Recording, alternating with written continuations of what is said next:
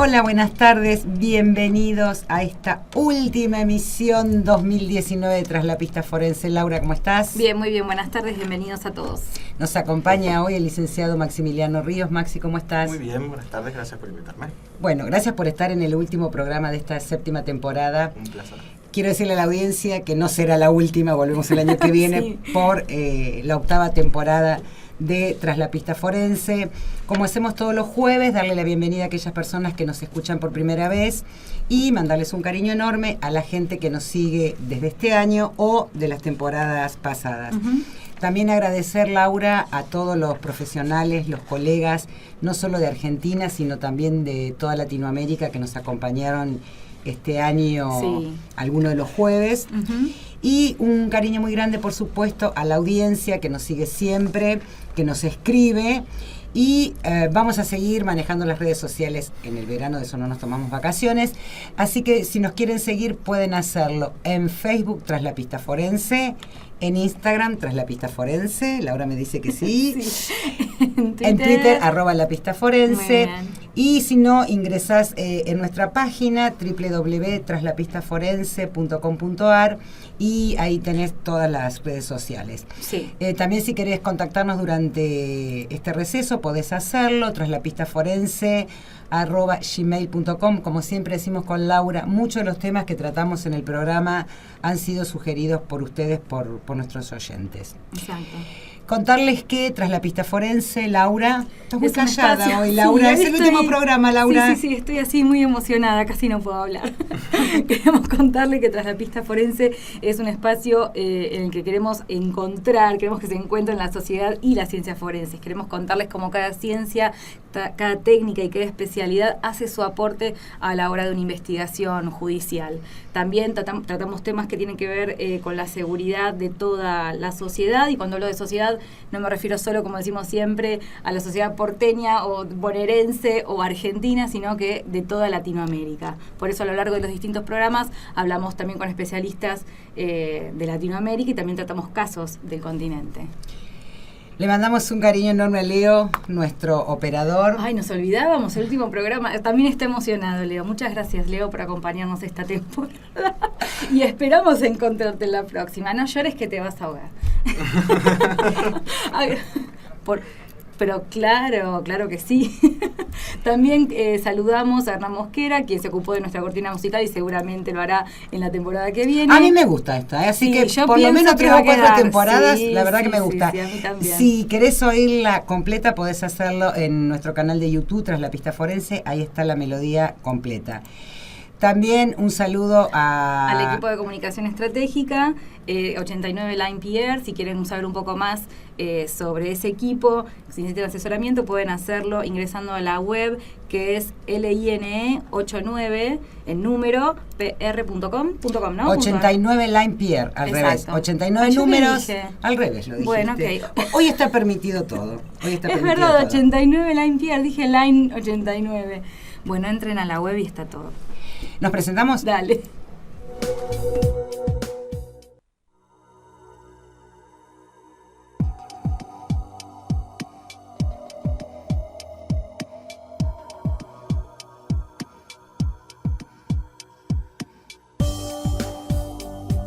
Hoy tenemos comunicación con Colombia, desde España, desde Miami, desde Ecuador, desde Perú, desde México, a Chile, de Caracas, Venezuela. Tras la Pista Forense vuelve en su séptima temporada. Una manera distinta de acercarte al fascinante mundo de las ciencias forenses junto a destacados especialistas de todas las áreas de Argentina y Latinoamérica. Producción y conducción de las licenciadas María Laura Santos y Marcela Jorge Ramírez. Vamos, Tras la Pista Forense.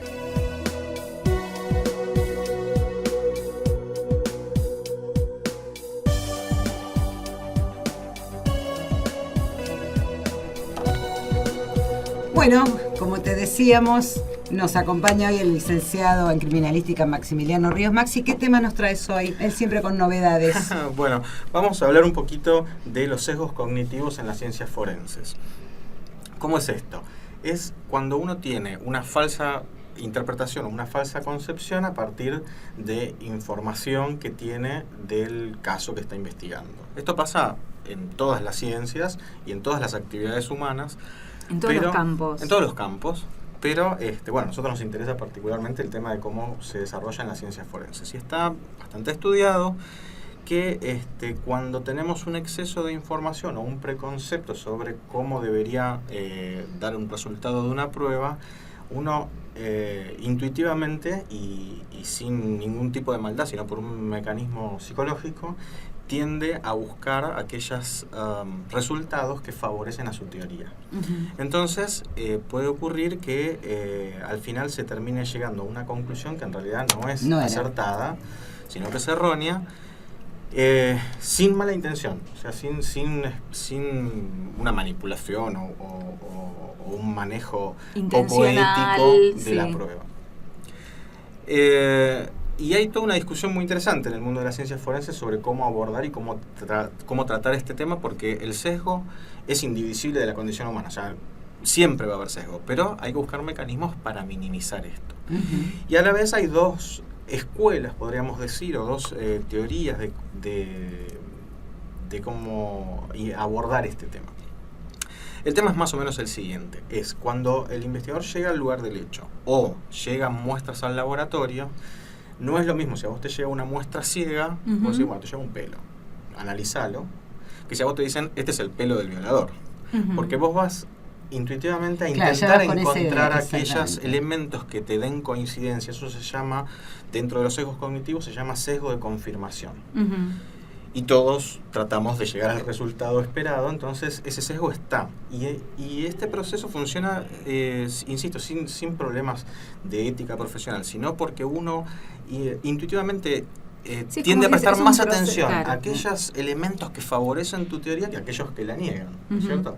Y en algunas determinaciones que no son muy exactas, sino que requieren mucha interpretación del operador, o sea, hay determinaciones que, bueno, no sé, haces una cromatografía, bueno, da un determinado pico, es un determinado elemento, uh-huh, están menos afectadas, pero en aquellas que requieren mucha interpretación del operador, claro, este sesgo se ve muy aumentado.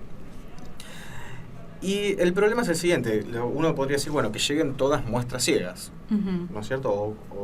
Y ser lo más aséptico posible en la información que se le va a dar al investigador.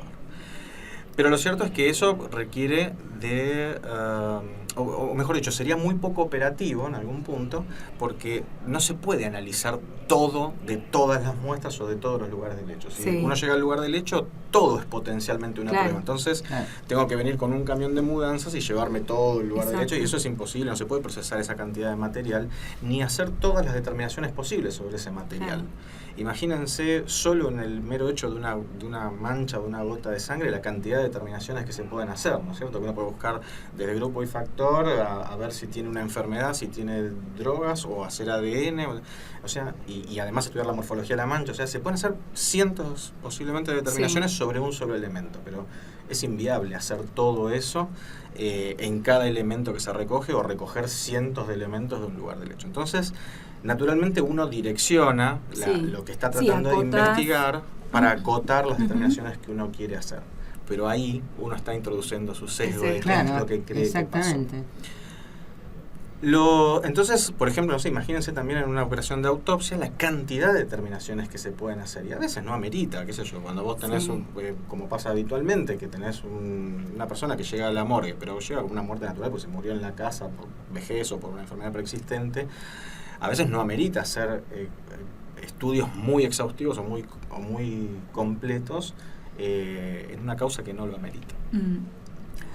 Y acá surge la discrepancia con los investigadores. Por un lado, tenés la gente que te dice que tienen que conocer qué es lo que están analizando para saber qué buscar y para optimizar los recursos que se están empleando para investigar ese elemento que llega a investigación o ese lugar. O tener una teoría. O sea, bueno, acá no es lo mismo si hubo un robo que si hubo una violación. O sea, el lugar del hecho se trabaja distinto. Exacto. Y entonces dicen que es necesario conocer el contexto de la muestra que se está analizando. Uh-huh. Y por otro lado tenés aquellos que dicen que la muestra debe venir ciega, aséptica, y que solo debería emitirse el dictamen en función de los elementos objetivos que se encontraron en el análisis de ese elemento. que sería como el mundo ideal, ¿no es cierto? Pero bueno, por una cuestión de recursos no se puede analizar todo.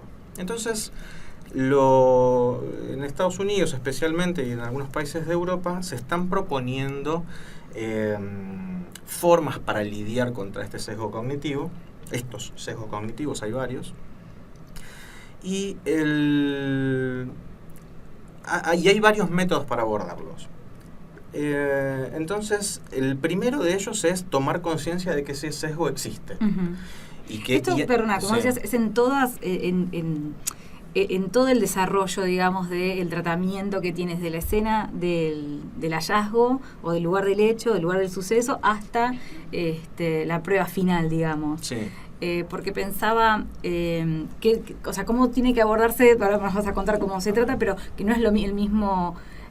los mismos criterios a tener en cuenta de repente en el análisis del lugar del hecho que el que realiza, como vos decías, la cromatografía o el perito que va a tratar de dar identidad, no sé, a 2 proyectiles. Por supuesto. Y se está tratando de determinar exactamente un protocolo o unos pasos a seguir para cada caso, porque es muy amplio también para abarcar. Es muy amplio y es muy difícil de abordar y tiene muchas aristas y esto, digamos, de algún modo está en desarrollo y eventualmente imagino que seguirá puliendo con el tiempo. Sí. Pero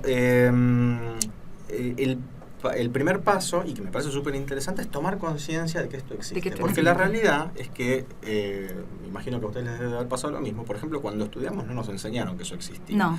Y entonces uno tiende a emitir su dictamen con la mejor buena fe del mundo. Incluso ni se planteaba el grado de error que puede tener un método.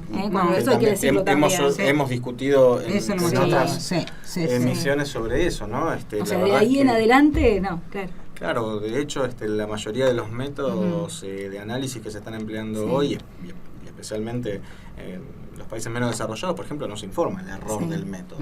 Y la verdad que es un elemento decisivo o decisorio muy importante. No es lo mismo si yo te digo que esta técnica que estoy empleando tiene 0,5% de error, y no estamos hablando de error del operador porque el operador se equivocó, sino error intrínseco a la técnica, que si la técnica que estoy empleando tiene 70% de error. Claro. La convicción del juez o del jurado es distinta, ¿no? O debería ser distinta. Sí.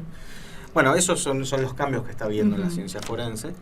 Y volviendo al tema de los sesgos cognitivos, entonces el primer elemento es formar a los profesionales con equipos de psicólogos y todo eso, para hacerles entender cómo funciona estos sesgos y que estén atentos a la aparición de estos sesgos y tomar conciencia de eso.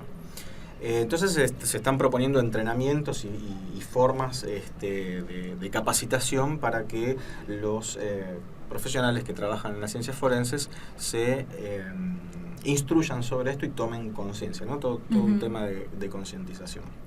Yo no soy psicólogo, pero veo que están haciendo programas y protocolos. Desconozco, o por lo menos no he visto todavía publicado la efectividad de eso, pero se están haciendo. Y me parece súper interesante. Y después hay una propuesta, que un poco es lo que venía a contarles y a traerles un poquito de debate, que es que hay la idea de poner una especie de oficial mediador que filtre la información. Entonces, funcionaría más o menos así. A ver. Viene la muestra, suponete, del lugar del hecho hacia el laboratorio. Y normalmente, ¿qué pasa? Te llama el fiscal, te dice, te mando los pelos del violador, la mancha de sangre del ladrón, no sé qué. Hace lo que tengas que hacer, ¿no? Eso te da un campo de acción muy grande, pero a la vez muy direccionado. Bueno, entonces lo que se propone, y se están escribiendo protocolos y guías para hacer esto, es que haya un oficial que filtre la información. Entonces, que a vos no te digan, esta es la sangre del violador o del asesino o del ladrón, sino que a vos te llegue una mancha de sangre y te diga, en esta mancha de sangre hay que buscar ADN. Y que vos solo emitas el perfil de ADN. Y eventualmente se trabaje en ese sentido con muestras ciegas. Y hay que cotejarla con este perfil, con este perfil y con este perfil. Que no te digo de quién son. Son 3 perfiles que hay en la base de datos. Lo mismo para proyectiles, lo mismo para pelos, o sea, todas las evidencias que se puedan remitir a los laboratorios de criminalística que estén pasadas por el filtro de este oficial, que debería tener un entrenamiento y una capacitación. Eso te iba a decir, se supone. Y no debería ser solo uno tampoco. Bueno, claro, posiblemente porque también esté afectado por sus sesgos. Claro. Y entonces se están generando por ejemplo, unas planillas ya con diseño prehecho sobre la información que hay que volcar de cada muestra que entra al laboratorio y la información que se le va a remitir al operador, al analista. Esa lista la haría este oficial. Claro, o sea, recibe la muestra y él es el que muestra y llena una planilla que ya está preimpresa, digamos, donde él va a volcar la información relevante, la información dura, el número de causa, qué sé yo, y después, digamos, filtrar la información que es relevante para los análisis, pero filtrar toda aquella información contextual que pueda meter ruido en la determinación. Y esto se está practicando ya en algunos países o en algunos estados de Estados Unidos, y parecería a priori tener buenos resultados. Parecería como que están disminuyendo los errores atribuibles a los sesgos cognitivos de los operadores, ¿no? Ahora, te digo, Maxi, uno lo que sabe de Norteamérica, sobre todo por esta serie de casos reales, ¿no? Y con casos muy recientes, por ahí ves que pasan casos del año 2002, 2015, 2016, y cómo los investigadores, como vos decís, redireccionan la investigación a determinados sospechosos, y después cuando una muestra no da la decepción, y ellos mismos reconocen el tiempo que pasó, ¿no? Sí. Cuando apuntan, bueno, encontramos a esta persona en el lugar del hecho, falleció una mujer y era la pareja y no se llevaban bien, y todo apunta hacia ese lado. Cuando después esas pruebas no dan como los investigadores esperan que den, o sea, diciendo, bueno, sí, la prueba va a decir que fue él, y no es así, como ellos mismos reconocen, ¿no? La desilusión, la pérdida de tiempo, el que tal vez el autor real se les haya escapado. Sí. O sea, esto se ve mucho en las series con casos reales, ¿no? Sí. Y pasa que uno tiende a desestimar, porque vos tenés 5 muestras, 3 te dieron hacia el lado que vos querés y 2 no. Encima, bueno, esas 2 estaban contaminadas. No sé, por decirte algo. Sí.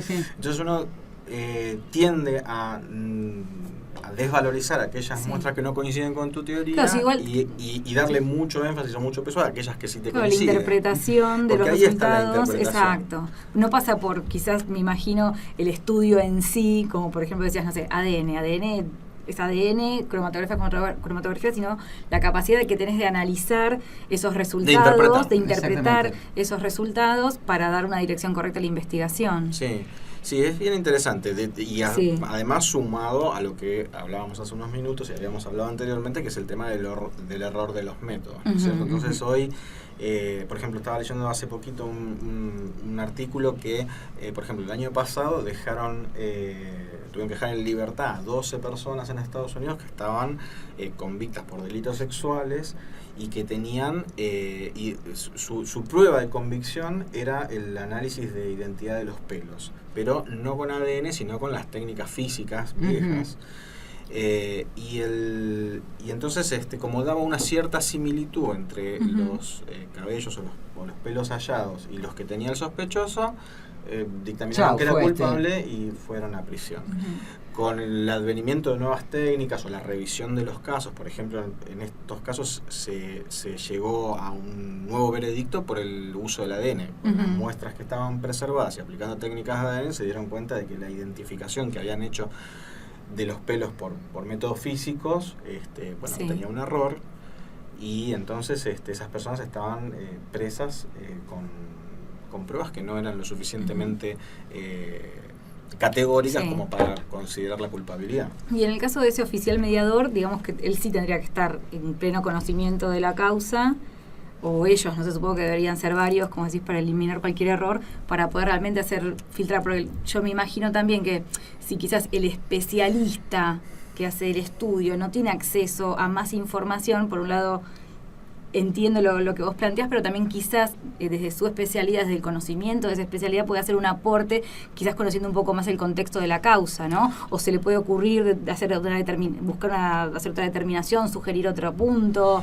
Mira, lo que aparentemente estaría sucediendo y lo que parecería más lógico es que en realidad haya un asesor, sea del tribunal, sea de la policía científica o qué sé yo, que ponerle que sea el licenciado en criminalística acá, que es el que coordina la intervención pericial, y él va a determinar qué análisis o qué elementos pedir, y eventualmente le tendría que llegar a este oficial filtrador, digamos, Sí. de información, el pedido, y sobre ese pedido el hacer el filtrado, ¿no? Sería Sí. también bastante difícil que un individuo, unos Claro, no pocos es que- individuos pudieran procesar toda la causa Sí. solo a los fines de confeccionar la planilla de evidencia, digamos, de manejo de la evidencia. Claro, no es que pasa desde el investigador policial, suponte, no sé, en la cabeza de la mayoría. Se hace la investigación, pasa al oficial intermedio, intermediador, mediador, y de ahí al científico especialista que hace el análisis. No, hay un proceso previo, un análisis previo, o sea, hay alguien que sí sabe de toda la Sí. causa, y así como lo plantea suena bastante razonable que quien hace el análisis propiamente dicho no esté contaminado con Claro. con más datos. Sí, sí, sí. Así que bueno, esto es como una, no sé si decir una novedad, pero es un nuevo objetivo que se están Sí. proponiendo los científicos y aquellas personas que están investigando sobre calidad en el Ujú, servicio claro. forense. Y bueno, me pareció muy interesante para contarlo, para proponerlo, para concientizarnos. Ujú. Y eventualmente para seguir el desarrollo de estos avances y de estas nuevas formas de trabajar Sí. que se están dando en el mundo, ¿no? Sí, exigir un poco más al proceso, ¿no? Sí, Para garantizar justicia Sí, y sí, verdad. sí, Sí, sí. sí, sí. Me encantó. Sí, no, yo pensaba recién cuando hablábamos que es verdad, ¿no? Cuando uno estudia estas cosas muy alejadas, por lo menos, bueno, cuando nosotros estudiamos, sí. no sé, ahora tal vez se les haga más hincapié en este tipo de cosas, pero cuando nosotros estudiamos hace unos cuantos años, no, ni ahí. Yo creo que todavía seguimos teniendo falencias. Puede ser que haya un poco más de conciencia, pero seguimos teniendo falencias. Hoy estaba mirando una nota que salió en El País, en el diario de España, que decía que, por ejemplo, en la policía científica, en los concursos para ocupar cargos de la policía científica española, el hecho de tener un grado, un título en ciencias, no es un elemento de valor para que sume para el Claro, no te puntaje da del puntos. concurso. Que antiguamente... Me pasé. Volvamos para atrás porque... Max a ver, me compartió la nota. Sí, sí. a ver, vos te presentás para cubrir un cargo Sí. de policía científica Científica. en la policía española. Sí. Concursás. Concursás. Necesitas puntaje para ese Exactamente. concurso. Y tenés un título habilitante Ujú. en ciencias forenses y no tiene puntos. Sí, en principio hablaban de los títulos en ciencias duras, porque ellos en algunos casos no tienen las mismas titulaciones que tenemos nosotros, pero normalmente siempre el hecho de tener un grado en química, en física, Claro, en sí, sí, matemática sí. o en alguna ciencia dura, en biología, en química, o sea, sos un científico, y entonces eso tenía, contaban en la nota, que tenía, no me acuerdo qué cantidad de puntos, no sé si 20 o 30 puntos sobre el puntaje final, Ujú. correspondían a la obtención del título de grado en ciencias. Y ahora en los nuevos concursos eso no está considerado, Ujú. y entonces bueno, los elementos que usan para valorizar la capacidad o la expertise de una persona son distintos. Por ahí puntúan mucho más por ahí la experiencia operativa o alguna cosa, y no el hecho de tener una capacitación Una formación formal. especialmente en ciencias duras, ¿no? Me pareció bastante a esta altura, digamos, del Ujú. siglo y del avance de la ciencia, me pareció bastante raro, ¿no? Que no se Sí, es raro considere. porque, a ver, un químico, Sí. o sea, para hacer un análisis químico tenés que saber química, o sea, no hay otra, me parece. Para ser biólogo tenés que saber biología. Claro. Por más experiencia que tengas, me parece que tenés que tener cierta capacitación. No sé qué otra valoración darán ellos o cuánto años de experiencia tal vez en el área. Una Sí, persona la verdad que el artículo pero- no daba los detalles específicos. No, pero estaría digamos, del bueno para el año que concurso. viene investigarlo porque suena raro, por lo menos suena raro. Sí, a mí me llamó la atención, la verdad es que el artículo no dejaba de ser una nota periodística, si querés, un poco por arriba, porque es Sí. información general y Sí, sí. después por ahí se podría investigar más específicamente cuáles eran Sí, las condiciones. en la nota hacía referencia a que como que se había suspendido, digamos, ese puntaje que daba el título de grado, porque parece que los profesionales estarían reclamando un pago extra por el trabajo del por el análisis. título. Exacto, no por el título, sino que, o sea, el bioquímico que se hace policía hacía pericias bioquímicas, entonces exigía, además de ser pago como policía, bueno, tener honorarios por sus pericias químicas, ¿no? Entonces parece que lo que decía antes es que parecería que por eso este año dejaron de asignarle puntaje al título de grado, pero bueno, a su vez también mencionaba que habían organizado un máster en ciencias policiales. Bueno, la cuestión es que salió un grupete de oficiales con máster en investigación policial, pero bueno, que tampoco se pueden, o sea, que no les sirve de nada haber hecho ese máster porque no les da un puntaje extra para poder concursar en la policía científica. Sí. Era bastante paradójica toda la nota, es interesante el caso. Es bien interesante y por eso pienso que seguimos teniendo falencias, no solo acá en Argentina o en Latinoamérica, sino que se ven, que en diversos lugares del mundo uno se empieza a enterar de que hay cosas que realmente uno no se explica a esta altura del desarrollo de la ciencia. Sí, no estamos hablando de una empresa privada que debería cuidar, digamos, no sé, su presupuesto en determinado ítem. Aparte estamos hablando del área de policía científica, ¿no? Sí, policía científica. Policía científica que no reconoce puntaje por tener título universitario. Y estamos hablando de un servicio público, entonces insisto, no es una empresa privada que cuida su presupuesto y no quiere pagar honorarios extra, ¿no? Tendremos que para el año que viene profundizar, por ahí hablar con alguna persona del área o algo, claro, como para interiorizarse y ver qué es lo que ellos evalúan o a qué cosa, además de la experiencia y por ahí los años de servicio, le dan puntaje, ¿no? Porque suena medio... Sí, o cómo cayó, o cómo se desarrolla, o qué consecuencias puede traer también una decisión así, ¿no? No valorar los conocimientos formales de un profesional, porque el objetivo es llegar a la verdad, no pagar menos. Así que, y que eventualmente también tenés el problema, creo que repetido en un montón de países, por lo menos que yo he tenido conocimiento, de que después tenés haciendo pericias gente que realmente no tiene la formación mínima indispensable, entonces tenés haciendo pericias químicas mucha gente que no es química, tenés haciendo y con todas las especialidades no quisiera entrar en detalles, pero gente que realmente no tiene una titulación mínima o una capacitación acreditable mínima, haciendo pericias de un área que... Estaba pensando en los dos temas que hablamos hoy, en alguien sin preparación y encima... Con sesgo cognitivo y sin conocer el grado de error de su técnica. Y alguien por ahí que, como decíamos, no tiene una preparación solo a través de la experiencia, ¿no? Que por ahí frente a una duda... Sí, convengamos que, qué sé yo... No sé realmente bien cómo son las carreras, por ejemplo, en Europa, pero en Latinoamérica es muy común que llegues a ser jefe del laboratorio porque tenés muchos años en la policía y no porque tengas realmente una expertise en el área de ese laboratorio. Sí. ¿Viste? No quisiera entrar en detalles, Max. Pero esto es bastante común, ¿no? Sí. Y, bueno, en la nota quiero decirlo, en la nota hace referencia a que quien dirige todo este proyecto y sacó los puntos, hacen la referencia a que es licenciado en psicología, como un poco también chicaneando de, está dirigiendo la policía científica un psicólogo. A ver, habría que evaluar, como vos decís, la experiencia, el desarrollo de su carrera, cuándo intervino, cómo intervino, porque realmente es una persona capaz. Tal vez sea la persona, a ver, políticamente que esté en ese puesto, correcta. Pero por ahí abajo, en las direcciones, tenga gente preparada que le pase información. Sí, puede ser un mero administrador. Exactamente, sí.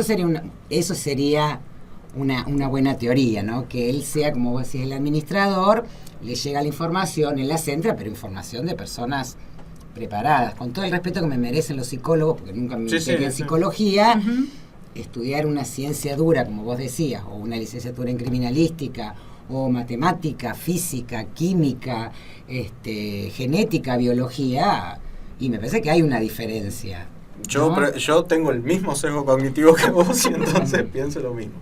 Sí, me llamó la atención, esta es una nota de ayer, creo, y fíjate que siguen saliendo ejemplos, incluso publicados en medios internacionales de estas cosas, ¿no? Bueno, yo les propongo que hagamos una pausa. una pausa, la última tal vez de este ciclo 2019, y seguimos con Tras la Pista Forense.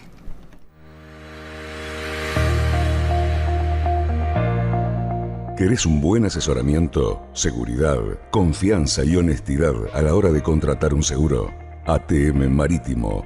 Agencia autorizada. Calle 53, número 2991/2997. Esquina 130, Hudson. Teléfono 2915-6154. Asegura con la tranquilidad que vos mereces. Vamos a hablar de un caso, chicos, que ya hace tiempo, en el año 2006, conmocionó a la opinión pública argentina. Estoy hablando del asesinato de Nora Dalmazo. Es un caso que a mí me conmovió muchísimo porque es de mi ciudad. Esto ocurrió en la ciudad de Río Cuarto, mi ciudad de origen, en el barrio Villa Golf Club. Si no habrán dado yo por el Golf Club en algún momento de mi niñez y mi adolescencia. Y fue un caso que presentó muchos ribetes, porque desde un primer momento, y es tal vez lo que más conmocionó, fue que se empezó a hablar de la vida privada de la víctima.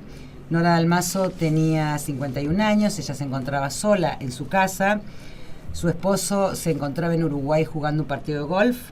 Su hijo Facundo se encontraba en la ciudad capital de Córdoba, a 300 y pico de kilómetros de la ciudad de Río Cuarto, y su hija estaba haciendo un curso en Estados Unidos. Aparentemente ella es asesinada entre la noche del viernes al sábado 26 de noviembre. Su mamá trataba de comunicarse con ella, como no podía.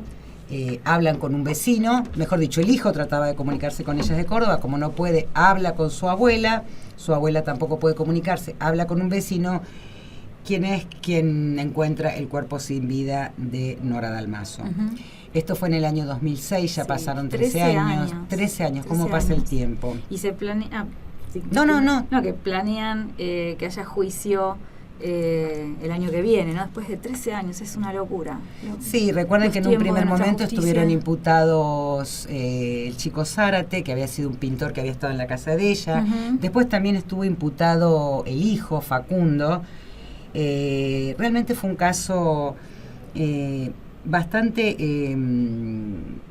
conmocionante, ¿no? Porque se empezaron a dilucidar cosas de la familia, sobre todo de los hijos de Nora, y realmente uno como profesional de la criminalística, estas cosas le hacen mal, ¿no?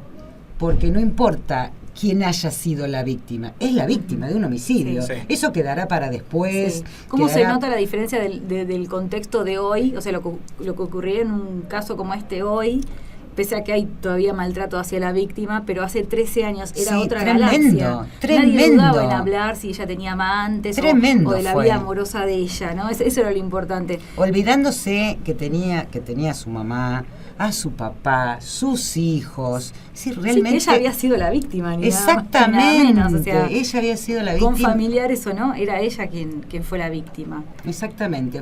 Ojalá que nunca más pase una cosa de estas características, de hablar de la víctima tan mal, ponerla en un lugar de personaje, sí, ¿no? Personaje. Porque realmente todo lo que se habló de ella, inclusive recuerdan ustedes que se habían hecho remeras que decían yo no estuve con Norita, es una cosa ya pasando del Norita, ¿no? De apropiarse quizás de un apodo familiar para hablar de una víctima. Una cosa, pero creo que el caso también tuvo todos los componentes que activan el morbo de los medios para interesarse en un caso, y eso lo explotaron al máximo. Lo bueno, Laura, es lo que vos acabas de decir, ¿no? Que pasaron 13 años, y en estos 13 años pasaron muchas cosas, ¿no? Hubo un cambio en la sociedad. La femicidio, exactamente, ¿no? Y ojalá Dios quiera no haya ningún femicidio más, no haya ninguna mujer más asesinada. Sabemos que esto es una utopía, pero llegado a un caso, si lo hubiera, que tomemos un poco de respeto por la víctima. Y no estoy hablando solamente en el caso de ella, en muchos casos que se han dado, yo no sé si por tapar, por darle esto que decía Laura, el morbo periodístico, el consumo masivo, se empieza a hablar más de la vida privada de la víctima que tal vez de otras cosas de las cuales se debería hablar. Y en muchos casos, la parte privada de la víctima a los espectadores no nos tendría que interesar. Sí, claro. ¿No? Tendríamos que preocuparnos, como yo siempre digo, en buscar la justicia, en buscar al responsable, porque un asesino que está suelto sigue siendo un peligro para la sociedad. Sí. O sea, para la gente de Río Cuarto, hay un asesino que sigue suelto, que hace 13 años mató a una persona y sigue suelto. En todos los casos. Entonces, en lugar de como sociedad buscar el morbo y los detalles y ver si se viralizan las fotos, tratar de empezar a pensar un poco más, ¿no? También hubo y apuntándole un poco a las cosas de nuestro interés, que también hubo mucho cuestionamiento a la intervención de los profesionales forenses que también, también. Hubo que hacer un montón de reanálisis, tuvieron que viajar profesionales de acá de la capital. Se enviaron muestras. Se muestran muestras de se enviaron un montón de cosas porque estaba muy cuestionada también la intervención. Que se había intervención primaria. Sí, ¿no? Yo recuerdo que se había mandado para analizar 26 muestras de personas que habían estado en la escena para comparar con los rastros que se habían encontrado. O sea, al menos 26 personas que estuvieron en la escena, incluyendo peritos, curas, etcétera, para comparar con lo que se había encontrado. O sea, que la contaminación, la escena no pudo ser conservada correctamente. Sí, y bueno, ahora el principal sospechoso volvió a ser el viudo, esta vez no como autor material, como uno de los fiscales que intervino en la causa había planteado, que nunca pudo probar el hecho de que de su regreso desde Uruguay a Río Cuarto.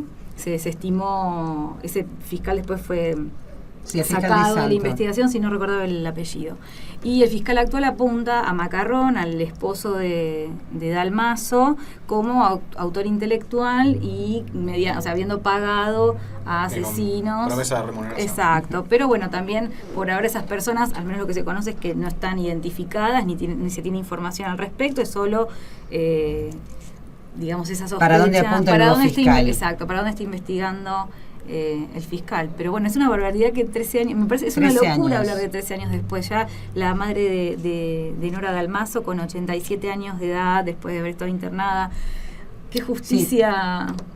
Sí, mismo los hijos, Laura, ¿no? En el caso de Facundo, que fue imputado por el homicidio de su mamá, por lo que se sabe, bueno, él estaba estudiando Derecho, se recibió, no creo que no vive más en Córdoba, pero también cómo le pueden arruinar la vida a una persona, ¿no? Porque una cosa es la justicia, otra cosa es ya cuando son los medios y es como que se ensañan con una determinada persona. Es tremendo, realmente es tremendo.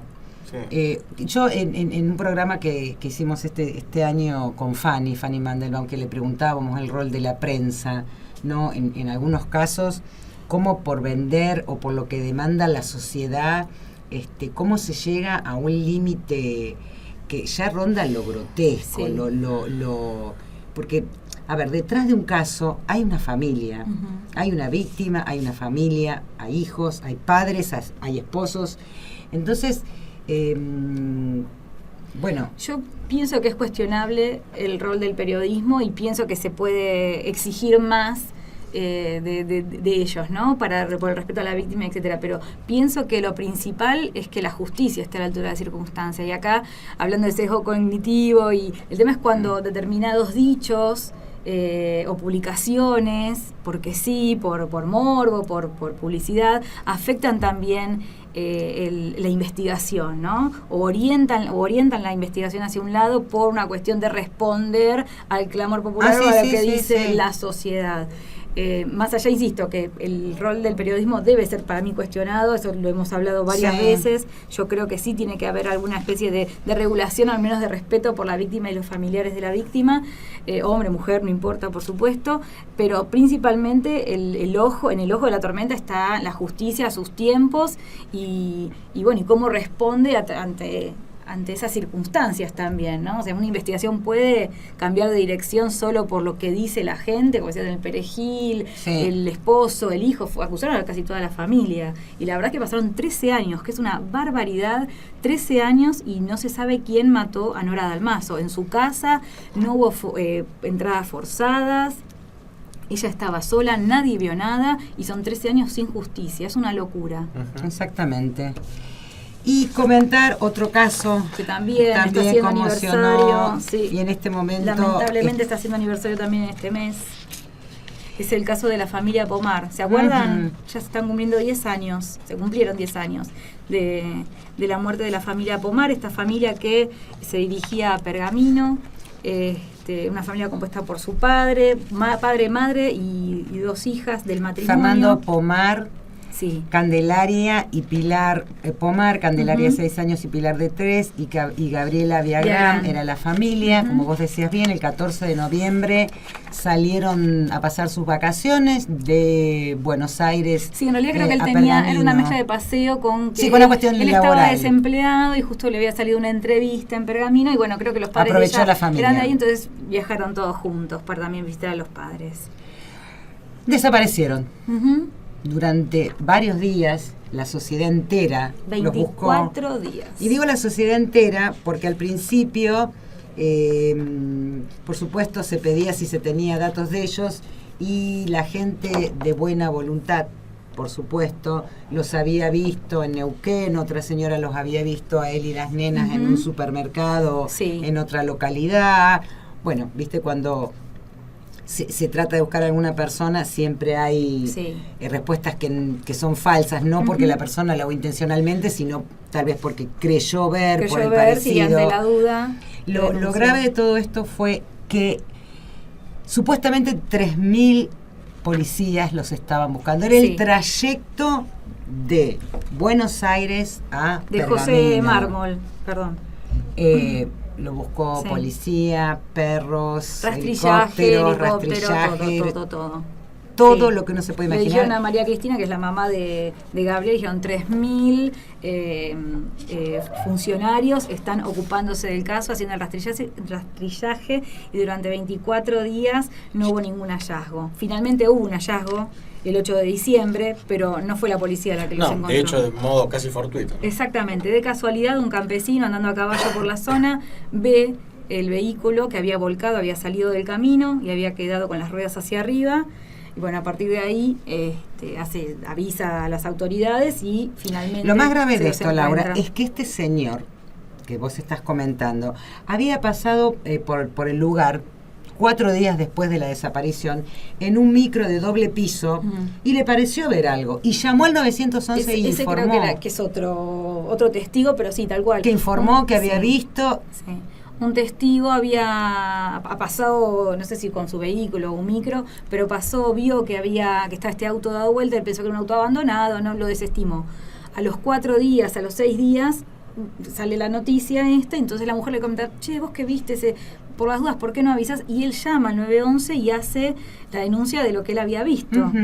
Y la comisaría de Pergamino recibe la información como atento, información sensible por caso Pomar, y no se sabe cómo ni por qué esa información nunca le llega a los investigadores, o al menos no pudieron valorarla correctamente.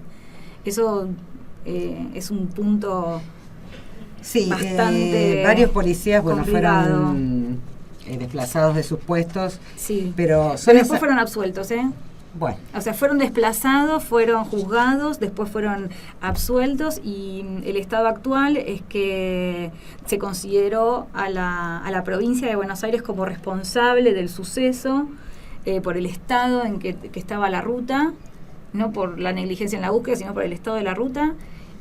Justo escuché una nota del abogado de la familia Pomar y decían que el juez atribuía un 70% de responsabilidad del caso, del accidente, a la provincia de Buenos Aires, pero deslizaba un 30% para la familia misma por el hecho de que conducía casi al límite de velocidad, que no tenía cinturón, no tenían cinturones de seguridad. Pero bueno, todo eso digamos que era era salvable si hubiesen existido algunas medidas de seguridad en la ruta, si hubiese estado en buen estado, si hubiese habido una barrera de contención lateral, no me sale el nombre, al costado de la ruta, o sea, absolutamente evitable más allá de algún exceso de velocidad o estar al límite de la velocidad permitida.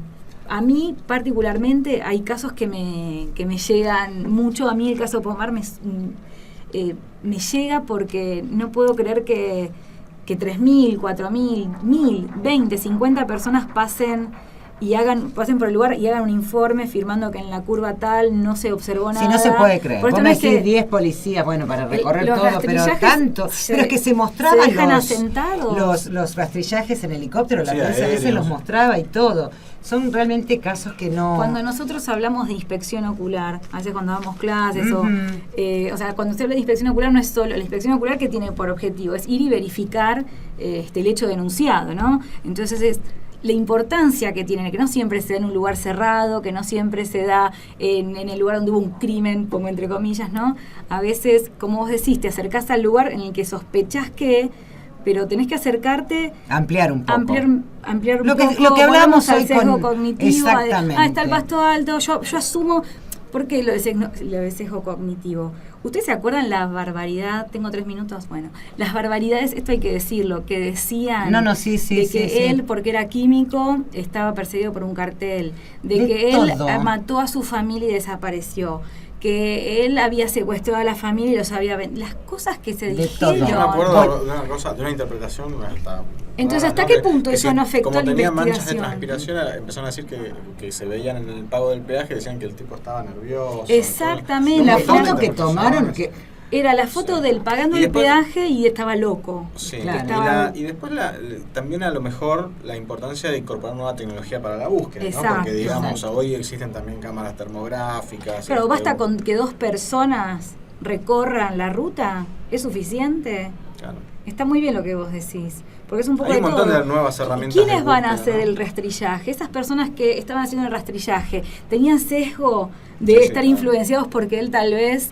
entonces en el fondo creían que no los iban a encontrar, que estaban secuestrados? Claro, entonces esos son los errores, retomando el tema del principio, que tenemos que evitar.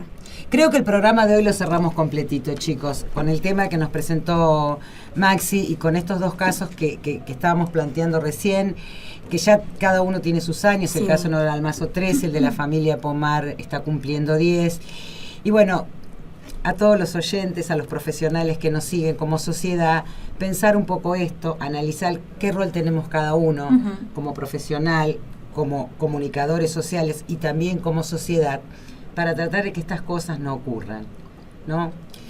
Nos queda muy poquito tiempo de programa, tan solo 1 minuto. Bueno, agradecerle a la audiencia, como siempre, que nos hayan seguido. Tantos años. Bueno, en especial acá a mi coequiper, Laura. Gracias. Bueno, yo los saludo a ustedes muy especialmente, Maxi. Que todos los años, jueves tras jueves, tratando de buscar los temas que les interese a ustedes, los que nos han sugerido a través de las redes sociales. Maxi, como siempre, nuestro colega que te conocimos acá en la radio, y hoy ya sos amigo, y pensar que a Maxi lo conocimos como invitado. A todos los invitados, no solo de esta 7ª temporada, de temporadas anteriores. Esta temporada hemos conocido a profesionales que no habíamos entrevistado antes. Por supuesto, hemos estado por toda Latinoamérica otra vez. Seguramente el año que viene también vamos a volver a contactarlos. A la gente de la radio, que cuando dijimos volvemos con el programa, dijeron, aquí tienen su espacio, chicas, para ustedes. Y hoy nos preguntaba, vuelven el año que viene, ¿no? A Leo, nuestro operador, por su paciencia y cariño. Nos va a matar porque ya estamos en tiempo de ser. Te estamos saludando, Leo. Así que bueno, gracias por acompañarnos durante este año y los esperamos el año que viene. Es un gusto para nosotras hacer el programa y acercar las ciencias forenses a todos. Bueno, feliz año para todos. Estamos en noviembre, pero nosotras ya no nos volvemos a reencontrar hasta el 2020. Y como siempre les decimos, nos reencontramos en el 2020. En el 2020. Los dejamos Muchas gracias. Con Cris Mijay y el Rayo de Urano.